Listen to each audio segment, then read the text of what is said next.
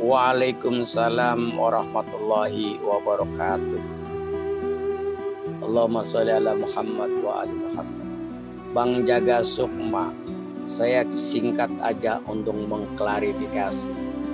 Antum mau menyesatkan orang lain atas nama Syiah Imamiyah. Ente provokator. Saya mengikuti fatwa Imam Ali Khamenei. Yang saya ikuti dengan fatwanya, hormati yang dimuliakan oleh saudara kita kaum Sunni. Antum ini membuka muka menjadi provokator. Apakah ini seorang pengikut maksum? Ini ciri khas. Di sini saja sudah ketahuan. Pengikutnya cuman mengklaim pengikut yang katanya maksum. Nyatanya pengikutnya jadi provokator. Terima kasih. Assalamualaikum. Aduh, pembukaannya pakai assalamualaikum, ya bolehlah saya jawab ya. Waalaikumsalam. Pak Jaga Sukma ini berasumsi ada kecenderungan tendensius ya, ada kecenderungan subjektif. Jadi menilainya itu menurut pemahaman Pak Jaga Sukma sendiri, yang kemudian dinisbatkan ini adalah pemahaman Syiah. Jadi tidak objektif. Pak Jaga Sukma ini tendensius ya, subjektif. Pemahaman sendiri menggiring opini bahwa Syiah demikian ya. Syiah ini tidak mengatakan ataupun tidak berkesimpulan bahwa ahli sunnah wal jamaah ini sesat. Tapi ahli sunnah wal jamaah kurang, iya. Ya. Ini bisa dibuktikan bagaimana dengan sikap Imam Ali dahulu saat Abu Bakar itu telah menjadi khalifah. Apakah Imam Ali bersikap mengkudeta atau bersikap anti? Atau tidak? Memang Imam Ali pasif ya, ataupun statis, lebih berusaha menghindari. Tapi di saat ada hal-hal yang layak dirinya tampil, dirinya pun tampil. Saat Abu Bakar tidak bisa menghadapi jawaban dari pendeta-pendeta Yahudi dan Imam Ali lah yang mampu menjawab ya, Imam Ali tampil ya. Saat siapa itu yang kemudian menjadi istrinya? Yaitu istri dari Malik bin Mauroh ini, yang suaminya dibunuh oleh Khalid bin Walid ya, di mana akhirnya istrinya diperkosa oleh Khalid bin Walid ini, walaupun mau berdalih mut'ah ataupun dinikahi segala macam nggak bisa. Wong suaminya baru saja dibunuh, kok dibunuhnya pun dengan cara yang licik, diajak sholat, disuruh jadi imam. Saat jadi imam dibunuh dari belakang oleh Khalid bin Walid ini. Maka Khalid bin Walid yang di Sunnah wal Jamaah dipahami sebagai pedangnya atau Saiful Mukminin, pedangnya orang iman, ini nggak pas. Perilakunya dia curang kok, membokong ya. Nah, hanya karena Malik bin Mauroh tidak mau memberikan zakat kepada Abu Bakar. Karena Malik bin Mauroh ini mendengar persis ya saat di Ghadir Qum bahwa Nabi menjelaskan yang menjadi penerus Nabi itu Imam Ali. Man kuntu maulahu fa aliyun maulahu. Barang siapa yang mengakui aku ini pemimpinmu, maka ketahuilah pemimpin kamu selanjutnya ini ya Imam Ali ini. Nah, Malik bin Mauroh konsekuen ya dengan pemahaman itu. Tidak mau dia kepada Abu Bakar mengakui. Abu Bakar marah, sehingga saat Malik bin Mauroh tidak mau membayar zakat ya, ini ya dibunuh, mengutus kepada Khalid bin Walid, dan Khalid bin Walid melakukannya dengan curang. Nah, setelah itu istrinya diperkosa, berdalih katanya dinikah mut'ah. Tidak bisa dinikah mut'ah dan segala macam juga nggak memenuhi syarat karena masa idahnya belum terlampaui. Kan perempuan boleh dinikahi pada saat sudah melampaui masa idahnya. Ini kan baru saja dibunuh suaminya, langsung dikumpuli, nggak boleh ya. Nah, terus dibawakan ke depan Abu Bakar dan dijadikan tawanan. Akhirnya Imam Ali lah yang membela di situ. Nah, ini sikap Imam Ali ini ya. Walaupun Abu Bakar itu berseberangan, Imam Ali itu tersisihkan karena haknya Imam Ali itu diambil alih paksa oleh Abu Bakar, tapi Imam Ali tidak lantas bersikap bersikap ekstrim ataupun bersikap terlalu menunjukkan permusuhan kepada Abu Bakar, tidak.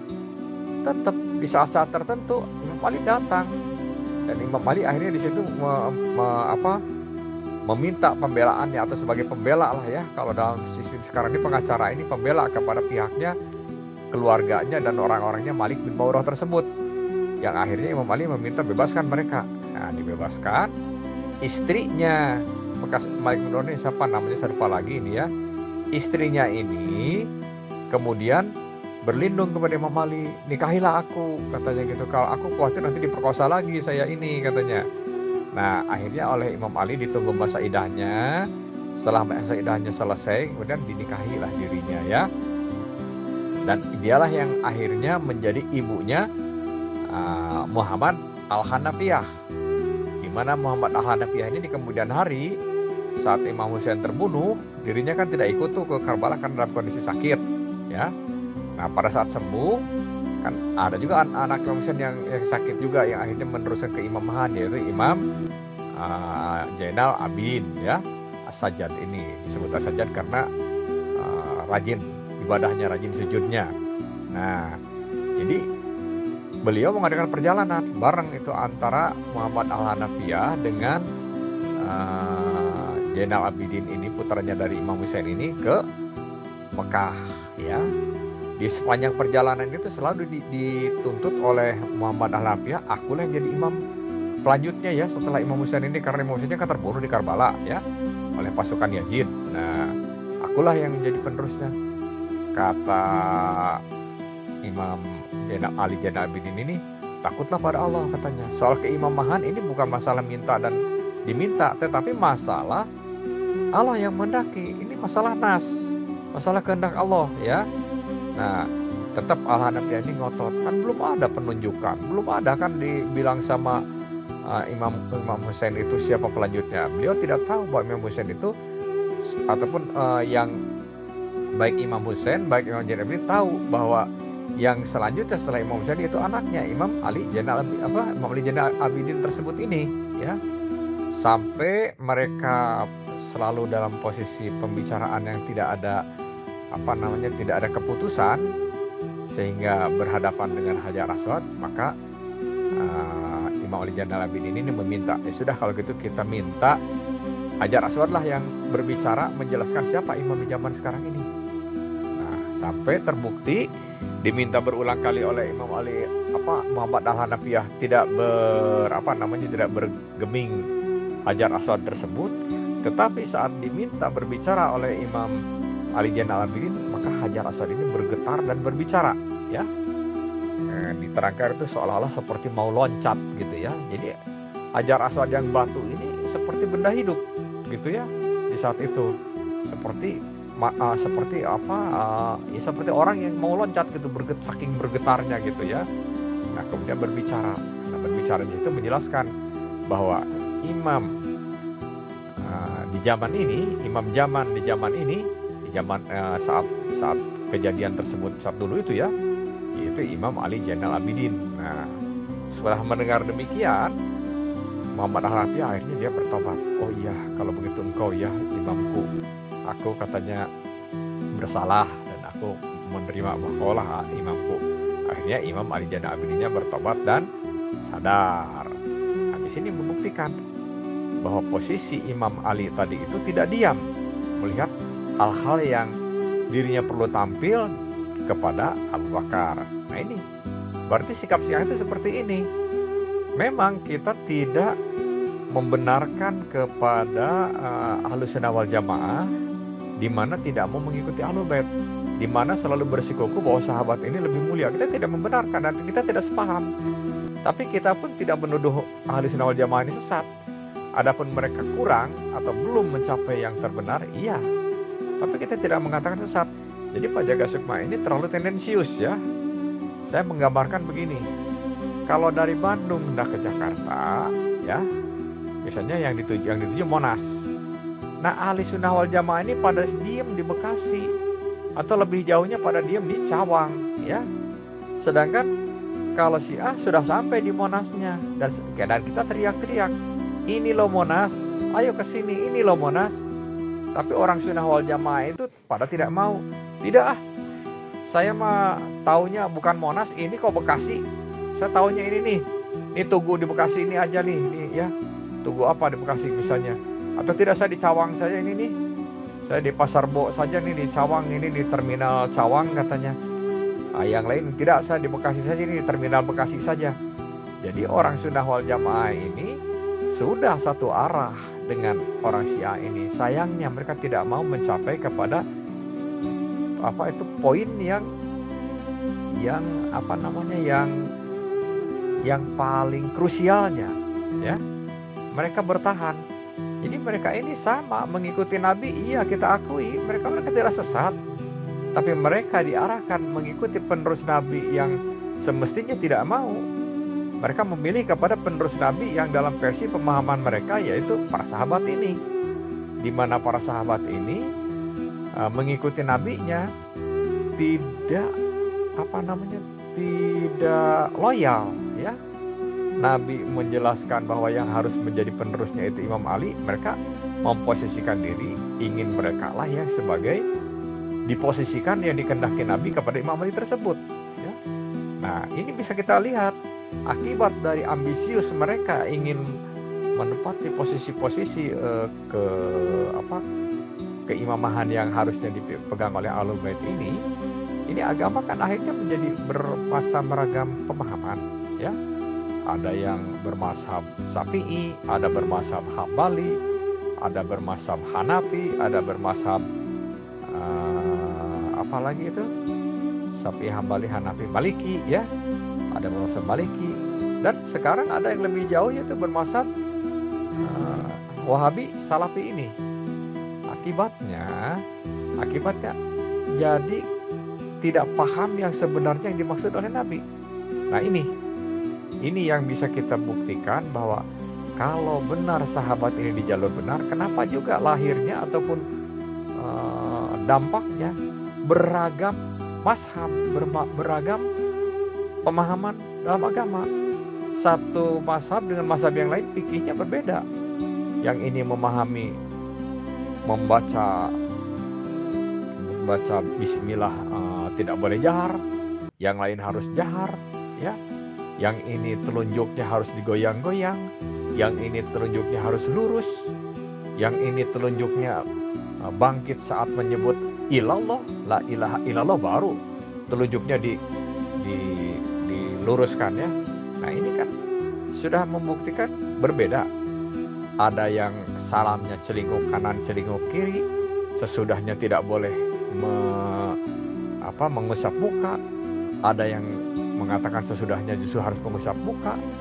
Ada yang sesudah sholat itu tidak boleh salaman ke kiri kanan. Ada yang justru menganjurkan justru kita harus salaman sesudah sholat itu kepada kiri kanan teman-teman kita. Ini kan fikihnya bermacam ragam ini, ya. Nah, ini bukti mereka terjadi semacam pendapat-pendapat ataupun pemikiran-pemikiran yang bukan dari Nabi. Gak mungkin kalau dari Nabi akan beragam, ya. Seperti Pak Jaga Sukma misalnya menyampaikan, tolong gantung tas ini di rumah saya, misalnya di posisi samping pintu misalnya. Nah, bilang tolong ini bukan pada satu orang, ya. Mungkin pertama sama temennya, kemudian temennya dititipin lagi sama temennya lagi titipin sama anaknya. Akhirnya semuanya berbeda pemahaman. Yang harusnya tas disimpan di samping pintu ini mungkin disimpan di dapur, di gudang, mungkin disimpan di atas lemari, mungkin disimpan di atas meja makan, mungkin disimpan di atas kursi, karena masing-masing sudah tidak sesuai lagi dengan kehendaknya penjaga Sukma. Nah, demikianlah, ya. Mazhab-mazhab ini membuktikan kenapa mereka beragam. Mereka sudah tidak sesuai lagi apa kehendak Nabi. Nah, yang sesuai dengan kehendak Nabi dan menjaga ini Syiah ini. Ini, ya, Syiah ini, karena Syiah ini orang-orangnya orang-orang yang terpilih oleh Allah. Orang-orang yang dijamin memorinya kuat, tidak bisa lupa, kedua kejujurannya dijamin, mereka itu pasti benar, dan mereka itu orang-orang yang tidak ada kepentingan untuk ambisi menginginkan dunia, melainkan kepentingannya hanya mencari apa yang baik menurut Allah, yaitu ridhonya Allah. Nah, jadi Pak Jaga Sukma tendensius tadi itu menuduh Syiah, berasumsi menilai kepada ahli sunnah wal jamaah sesat, padahal kita Syiah tidak menyimpulkan ahli sunnah wal jamaah sesat. Adapun ahli sunnah wal jamaah belum mencapai iya. Jadi sunnah wal jamaah ini tidak sesat, cuma kurang, ya. Mereka tuh sedikit lagi. Nah ini sedikit lagi. Kalau sesat itu begini, dari Bandung udah ke Jakarta nih ya. Dia malah masuk ke hutan, ya. Dia malah masuk ke hutan, mungkin entah ke Cianjur sana, entah ke mana itu, ke arah Subang sana, dia masuk ke hutan. Nah itu sesat. Tapi kalau ini ahli sunnah wal jamaah sudah sampai di Bekasi, mereka itu sudah mengarah. Sayangnya tinggal meneruskan sedikit lagi tidak juga mau. Jadi mereka ini tidak sesat, tapi belum pas. Begitu ya, Pak Jaga Sukma. Jangan terlalu tendensius menyimpulkannya, sehingga seolah-olah ini Pak Jaga Sukma memfitnah, ingin mengadu domba antara Syiah dengan sunnah wal jamaah. Kalau Pak Jaga Sukma menawarkan Al-Yamani, kita orang Syiah ini tidak satu paham bahwa Al-Yamani ini benar, ya, benar dia itu utusan Imam Mahdi, karena kita memahaminya Imam Mahdi tidak ada mengutus. Imam Mahdi ini akan dohir suatu saat, ya, dan dirinya saja Imam Mahdinya akan dohir, akan hadir, ya. Adapun kalau sekarang ini ilmunya Imam Mahdi lewat utusan, tidak lewat utusan, lewat marja. Marja ini adalah orang-orang yang keilmuannya tinggi, dirinya bisa berkomunikasi dengan Imam Mahdi secara spiritual, ya, sehingga suatu saat pesan-pesan Imam Mahdi ini sampai kepada kita. Jadi ajaran Imam Mahdi sekarang ini sampai pada kita. Makanya disebut kepemimpinan Imam Mahdi ini bagaikan matahari ditutupi mendung. Di mana matahari ditutupi mendung ini terangnya masih kita rasakan. Beda dengan matahari di balik gelap malam.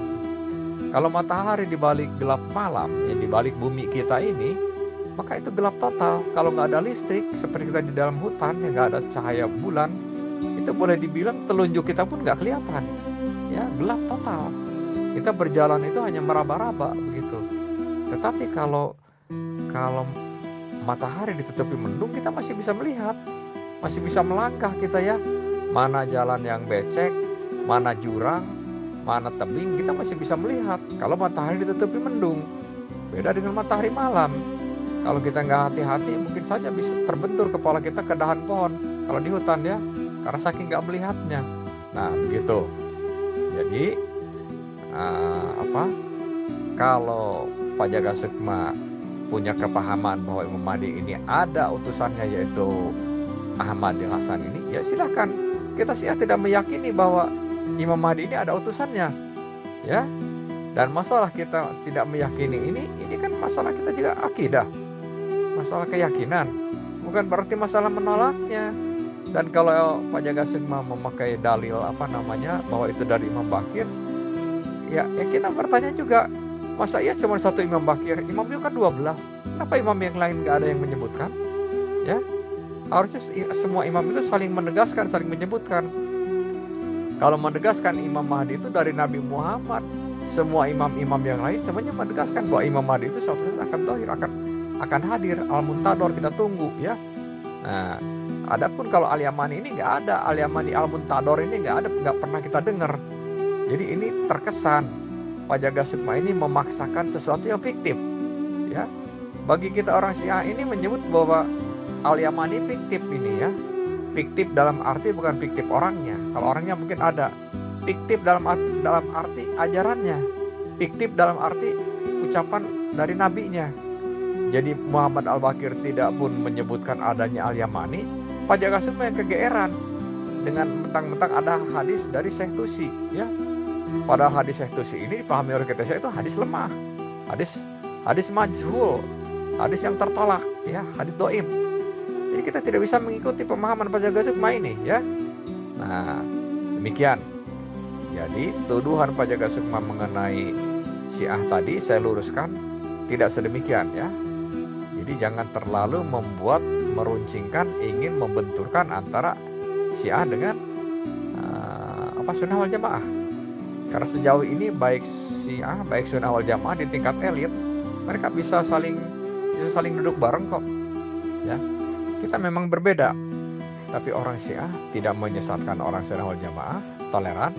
Orang Sunnah wal Jamaah pun tidak mengatakan Syiah itu sesat, toleran. Perbedaannya perbedaan saja. Demikian, ya, itu bisa dilihat bagaimana di Cechnya, bagaimana Said Akil Sirot sekarang menilai Syiah, bagaimana Ahmad Tayyib dari Mesir menilai Syiah, bagaimana juga sikap Iran kepada orang-orang Sunni yang ada di Iran. Tidak ada orang-orang Sunni yang di Iran itu dibantai, dianiaya, ya. Apalagi Iran ini kan sangat bijak. Jangankan orang Sunni, orang Yahudi saja dihormati kok, ya. Nah, ini mencerminkan bahwa Syiah tidak bersikap sinis kepada Ahlussunnah wal Jamaah. Nah, tuduhan ini tendensius dan subjektif, hanya menurut pendapatnya saja, tidak secara objektif, tidak berdasarkan realita.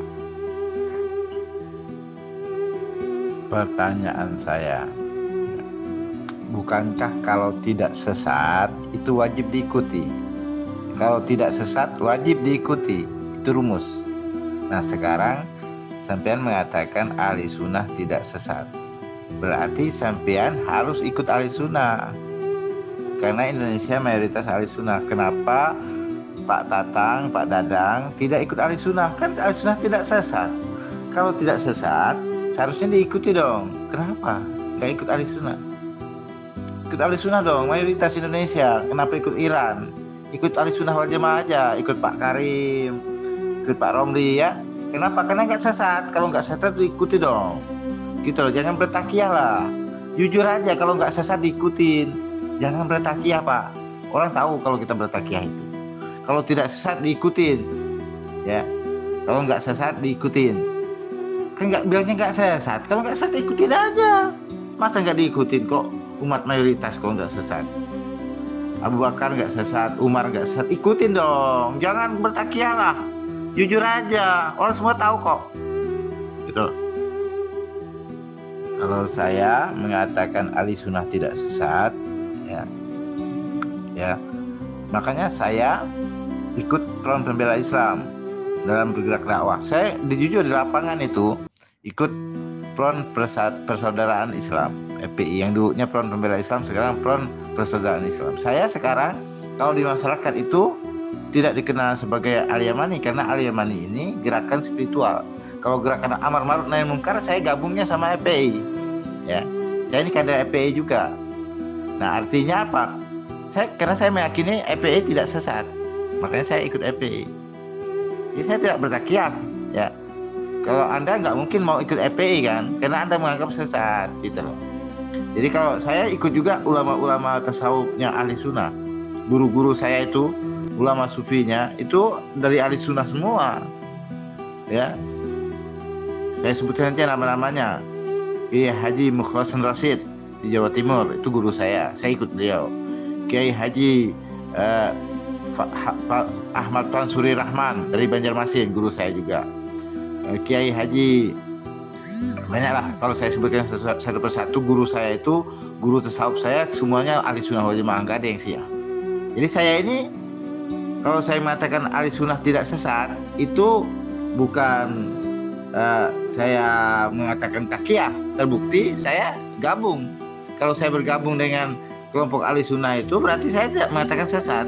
Kalau Anda kan nggak mau gabung, jadi kalau Anda bilang nggak sesat, gabung dong, gitu loh. Loh, orang mengikuti sesuatu kok dipaksa. Rumusnya agama saja tidak dipaksa, apalagi keyakinan. Itu rumus dari Tuhan, dari Allah. La ikraha fiddin. Nggak ada paksaan, Bang Jaga Sukma. Kalau menjadi provokator, provokator dengan keyakinannya.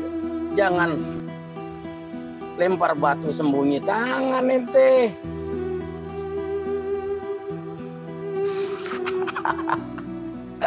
Orang nganjurin kok dipaksa. Saya nganjurin. Kalau bilang nggak sesat, ikutin aja dong gitu loh.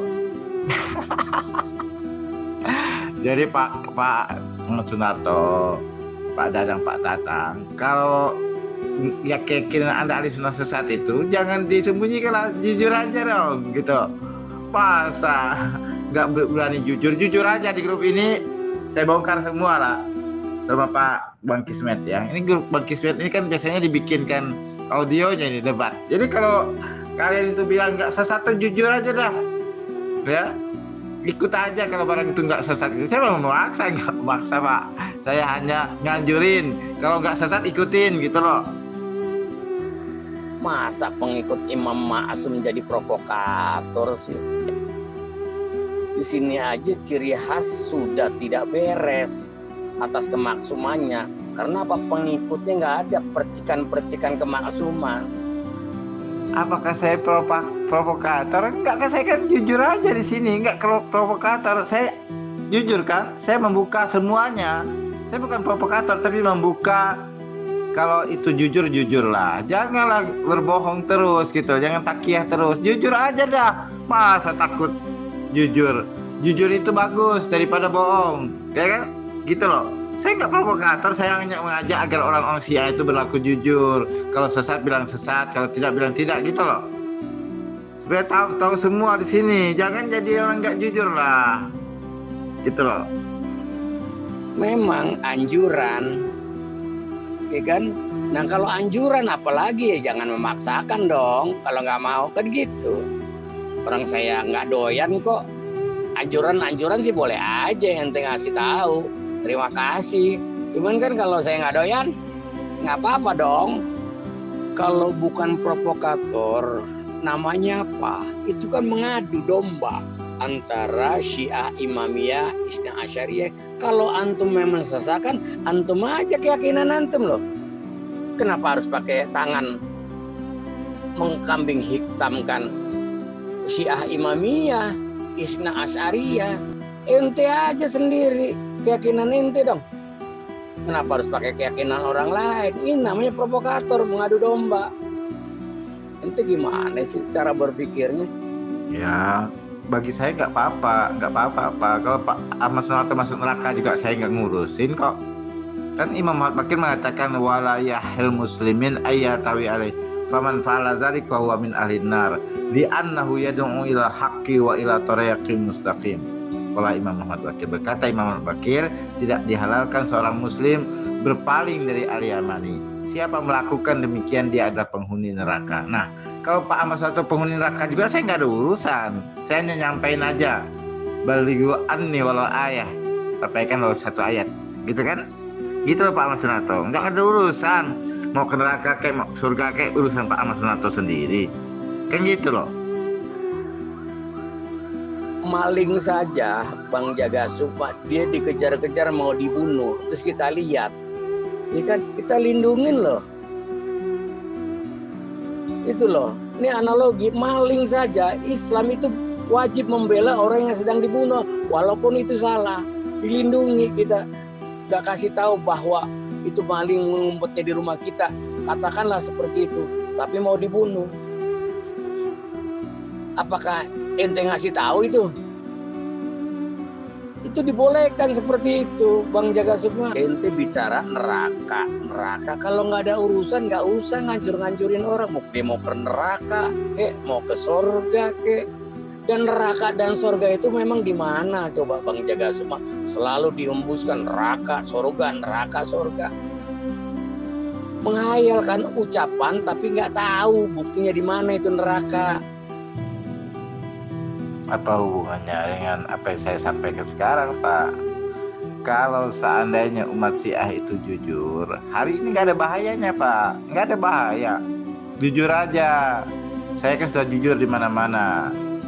Jadi kalau Syiah ini selamanya tidak jujur, kebenaran nggak akan sampai kepada ahli sunnah wal jamaah. Karena selalu berbohong. Kalau Bapak jujur juga nggak ada bahayanya. Beda dengan analogi tadi, itu analogi yang sudah tidak relevan untuk zaman sekarang ini. Orang Syiah yang jujur di Indonesia itu akan lebih dihargai ketimbang yang berbohong, karena semua orang sudah tahu. Ya kan, sudah dibongkar oleh kelompok Salafi Wahabi apa yang diyakini oleh Syiah itu sudah orang semua sudah paham kok. Jadi kalau kita tetap bohong juga ketahuan juga gitu loh. Jujuran itu ada tanggung jawab, mudarat dan manfaatnya. Sudah analogi kan seperti itu, antum nggak paham. Saya mengikuti imam saya, marja saya, fatwanya saya ikuti gitu loh. Demi apa? Kemaslahatan umat itu lebih penting daripada keegosian kita. Begitu Bang Jaga Sukma. Mana ada kayak sedikit percikan-percikan kemaksumannya ke diri antum. Antum belajar tasawuf tapi tidak pernah digunakan, dibukti nyatakan gitu loh. Salah satu bukti kemaksuman itu, imam kami mengajarkan agar kita itu jujur.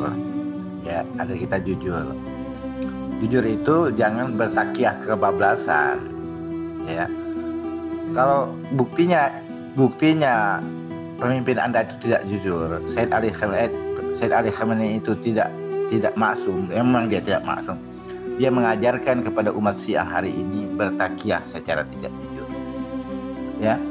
Jadi takiah yang dilakukan umat Syiah hari ini sudah dijelaskan bahwa mereka ini sudah keterlaluan bertakiah, menjadi pembohong akhirnya. Jadi umat Syiah ini jadi pembohong. Kenapa? Karena takiahnya sudah kebablasan. Ya, sudah kebablasan. Kalau kami mengumpamakan takiah itu begini, seperti kita menangkap seekor ular. Tujuannya kan nangkap ular. Nah, tentu jangan dipegang ke ekornya, nanti kepalanya matuk.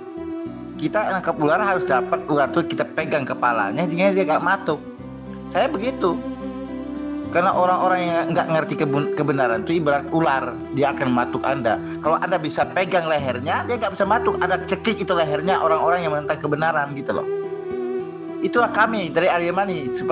Tidak seperti tadi perumpamannya, kami nangkap ular, kami nggak mau pegang ekornya atau lari dari ular tersebut, kami akan pegang kepalanya, kami cekik lehernya, dia mati itu ular. Ketimbang lari menghindari ular, itu pengecut namanya. Jadi takiah versi Syiah ini versi pengecut, tidak mau jujur. Demikian. Terima kasih. Apa sih Bang Jaga Sukma artinya jujur? Jujur itu diletakkan kemana? Kejujuran itu. Ya, Anda mengajarkan dari Imam Ma'sum kejujuran. Apa itu artinya jujur? Bang Jaga Sukma. Pak Jaga Sukma sendiri pan meyakini bahwa rahbar itu tidak sesat, ya.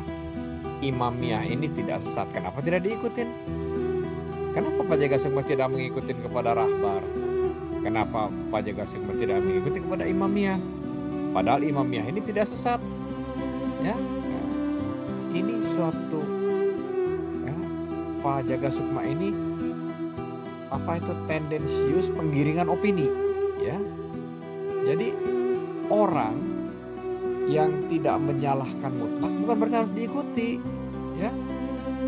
Kalau kita tidak menyalahkan mutlak itu bukan berarti harus diikuti. Nah, sekarang gini contohnya, contoh lagi nih ya, ke Jakarta lewat jalan tol, ya. Orang ke Jakarta lewat Sukabumi, ya, akan sampai juga ke Jakarta. Itu tidak sesat, tetapi bukan pilihan yang terbaik menurut orang yang berpikir lewat jalan tol. Orang yang memilih ke Sukabumi mungkin dia berpikir saya tidak punya uang untuk membeli tiket masuk tol, ya. Adapun orang yang memilih udah mending kita lewat tol saja, jalannya lebih cepat, ya, lebih pintas, ya, tidak bebas hambatan, dia membeli tiket tol. Nah, pada saat orang yang berprinsip memilih ataupun mengambil sikap membeli tiket tol ini, apakah menyesatkan kepada orang yang lewat Sukabumi tadi? Kan tidak menyesatkan. Nah, saat tidak menyesatkan, kenapa tidak diikuti? Kenapa tidak diikuti, malah dia tetap memilih jalan jalur tol? Apa jawabannya di sini?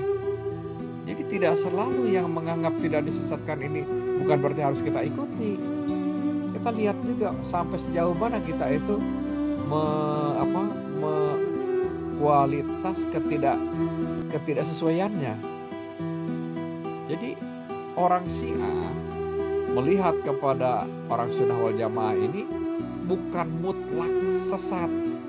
Kalau kurang, iya. Jadi kalau kurang itu tinggal sedikit lagi, bukan berarti kita mensesatkan.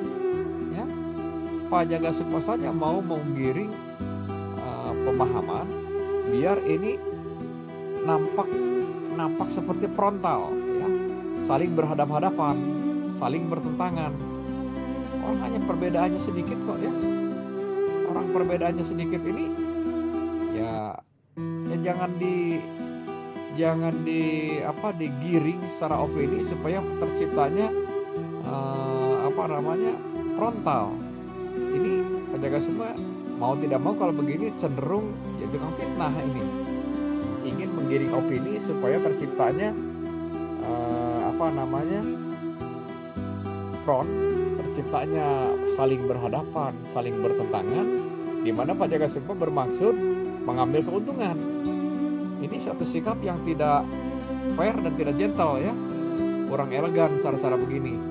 Ini cara-cara yang terkesan ada politik divide et impera, mengadu domba seperti zaman penjajah dahulu Belanda, ya. Kerajaan-kerajaan di Nusantara ini diadu domba, setelah lemah dijajah sama Belandanya. Jadi Pak Jaga Sukma ingin mengadu domba antara Syiah dengan Sunnah wal Jamaah. Kalau sampai terjadi saling gontok-gontokan, kalau sampai terjadi saling saling menghancurkan, Pak Jaga Sukma mengambil keuntungan, melenggang dengan al-Yamaninya. Ini suatu sifatnya para dajjal, ya, para penjajah ini, para imperialis yang inginnya merusak ini. Bukan cara Islam yang cara begini ini. Ini cara berpolitik yang kotor, cara politik yang kurang kurang sportif. Arti jujur antara hati dan mulut itu sama, itu jujur. Kalau hati lain, mulut lain itu nggak jujur. Kalau saya sering bilang sama Pak Romli itu marah loh sama saya itu, kecewa juga. Tapi akhirnya dia sadar juga, Pak Romli itu. Juga Pak Karim, saya sudah kemarin saya bilang, Abu Bakar munafiqun awal, Umar mu'alimun iblis, tanpa melaknatnya. Itu tertulis dalam kitab. Saya tidak bisa menghindar lagi, kitabnya yang nulis begitu. Mau nyalahkan jangan salahkan saya, salahkanlah. Misalnya ada bilang Imam Ahmad Hasan ini sesat, ya memang biar nggak masalah bagi saya. Tidak terima karena tidak jujur, karena kejujuran beliau di dalam kitab beliau, ya jujur, saya jujur saja. Tidak seorang pun beriman dalam gua itu kecuali Rasulullah. Apa itu artinya? Artinya Abu Bakar tidak beriman dong di gua sore itu loh. Saya uraikan kepada beliau itu, kalau Ustaz Romli, kalau Kiai Karim, beliau agak emosi juga, marah juga, tapi akhirnya mereka juga nyadar, oh memang keyakinannya sudah begitu, mau diapain kan. Saya jujur loh, kalian nggak berani ngomong begitu. Pak Karim tuh tahu, Pak Romli juga ada di grup ini. Mereka dengan ucapan saya itu sekarang memaklumi gitu loh. Memaklumi, kenapa? Itulah akidah, nggak bisa ditutupi, ya. Makanya kalau kita itu tidak jujur, ya orang tahu tidak kejujuran kita itu. Pada tempatnya hari ini Indonesia membutuhkan orang-orang jujur, ya. Orang-orang jujur dalam akidahnya, antara hati dan mulutnya sama, ya. Kalau saya bilang, walaupun saya mengatakan demikian, wallahi saya nggak pernah melaknat Abu Bakar dan Umar, karena di dalam kitab Imam juga tidak ada tulisan laknatullah alaih, nggak ada, ya, nggak ada. Maka saya jelaskan apa adanya, sudah saya bilang saya kemarin. Kalau kita mengidentifikasi sesuatu itu jelek, tidak berarti kita menghinanya. Contoh, kalau Anda mengidentifikasi sebuah misalnya buah durian yang kulitnya bagus, kemudian Anda bilang ulatan, ya ternyata ada ulat menurut Anda, itu bukan menghina buah durian, memang duriannya ulatan gitu loh. Paham nggak? Nah itu jujur. Kalau munafik bilang munafik, jangan dibilang nggak munafik. Gitu loh. Dan itu kami yang mengatakannya. Saya yang mengatakannya berkali-kali. Tapi kalian dari Syiah nggak ada berani ngomong seperti saya. Itulah kebohongan kalian itu. Ya. Gitu loh. Saya katakan kepada semuanya, itulah keyakinan yang sesungguhnya dari umat Syiah terhadap keyakinan yang dikatakan dalam kitab-kitab Syiah juga. Sudah dibaca oleh Pak Romli, dibaca oleh Pak Karim. Mereka membaca kitab-kitab. Di kitab Syiah itu kan dikatakan Abu Bakar dan Umar itu somnamai Quraisy, dua berhala Quraisy. Itu dalam kitab Syiah. Ada doanya. Bahkan ada doanya itu dalam buku-buku doa dari Syiah itu, namanya doanya itu doa somnamai Quraisy. Bisa kita baca doanya seperti apa. Dua berhala Quraisy. Siapa dua berhala Quraisy itu? Dijelaskan dalam doa itu. Terlaknatlah orang yang pertama, terlaknatlah orang yang kedua, terlaknatlah orang yang ketiga, terlaknatlah orang yang keempat, ya. Terlaknatlah orang yang kelima, yaitu Yazid bin Muawiyah. Siapa yang 1, 2, 3, 4 itu? Ya, tidak disebutkan di situ. Hanya laknat 1, 2, 3 aja. 1 itu Abu Bakar, 2 itu Umar, 3 itu Utsman, keempat itu Muawiyah. Maksudnya terlaknat semua itu menurut akidah Syiah dan doa somnamai Quraisy. Saya jujur aja ini agar didengar semua yang di sini, ya, yang ahli sunnah wal jamaah. Itulah akidah Syiah. Jangan kalian berbohong. Oke? Demikian, terima kasih. Wassalamualaikum warahmatullahi wabarakatuh. Nah, saya juga mengatakan ahli sunnah wal jamaah tidak sesat. Saya mengikuti di grupnya, ya. Ini grup ini kan yang dibikin si Romli ini, yang bikin grup ini ya, yang di barisan ahli sunnah wal jamaah kan. Nah, Tijaniyah ini kan masih bagian dari ahli sunnah wal jamaah kan buat klaimnya. Kok saya ngikuti grupnya ini, grupnya si Romli ini? Ini bukti bahwa saya tidak menyesatkan mereka. Oh gitu. Makna jujur seperti itu. Itu baru setengah jujur. Hati dengan mulut kan berarti ucapan, ya kan? Yang di hatinya A, ucapannya A. Itu baru setengah jujur, Bang Jaga Sukma. Mungkin dirinya salah persepsi, Bang. Tapi kan biasa itu kalau Erik itu ya, dia kadang-kadang menyimpulkan yang salah, kemudian dia mengambil asumsi, ya, mengambil resume dari kesimpulan yang salah tersebut, ya, untuk dijadikannya hujah yang akhirnya tidak pas. Ya itulah caranya. Yang penting asal menang, bukan mencari kebenaran yang terbenar. Nah, itu juga sebagai bukti tidak jujur juga ini, ya. Tidak jujur. Tapi bagaimana caranya yang penting menang. Jadi karena dia itu salesnya Ahmadiyah, dan bagaimanapun Ahmadiyah ini harus mencapai posisi diterima dan diakui, ya bila perlu mengabaikan lagi jujur, mengabaikan lagi kebenaran. Yang penting pokoknya. Jadi prinsip benar tadi itu bukan kebenaran yang hakiki, tapi yang pokoknya. Nah, kalau sudah pokoknya, bagaimanapun diurai ketimpangannya, dia akan selalu kembali pada prinsipnya, pada kesimpulannya. Pokoknya kita telanjangi bahwa Ahmadiyah itu begini dan begini, dia kembali pada prinsipnya. Pokoknya Ahmadiyah benar. Boleh jadi hal yang manapun bisa jadi ke arah sana nanti kalau kita terus telaah ini. Nanti kalau kita terus telanjangi, kalau kita cari ini ya, ketemu hal-hal yang timpang, nanti ya prinsipnya itu kembali kepada pokoknya benar. Kalau sudah pokoknya nggak lagi rasional, tidak lagi ilmiah, tetapi subjektif, ya. Dan nanti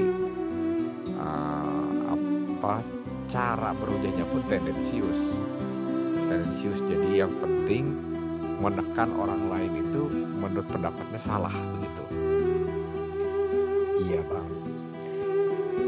Pak Jaga Sukma ingin membenturkan antara Syiah dengan Sunnah wal Jamaah atau Sunni, ya. Ingin membenturkan untuk mengambil keuntungan sebagai Al-Yamani. Nah, dirinya merasa sebagai terusannya dari Syiah, di mana dirinya pun mengakui bahwa prinsip Syiah ini suatu prinsip yang benar mengikuti Ahlul Bait, dan lanjutannya menurut dirinya harus mengikuti Al-Yamani, di mana Al-Yamani utusan dari Ahlul Bait terakhir, yaitu Imam Mahdi sebelum Dohir menurut versinya, ya. Artinya Pak Jaga Sukma ini secara prinsip dasarnya sebagai Syiah yang sudah punya pemahaman lebih jauh secara prinsip dasarnya nih menurut versinya, ya. Nah, sebagai Syiah yang dia akui menyalahkan kepada cara paham dari Sunnah wal Jamaah ini, berarti satu paham dong dengan Syiah, ya.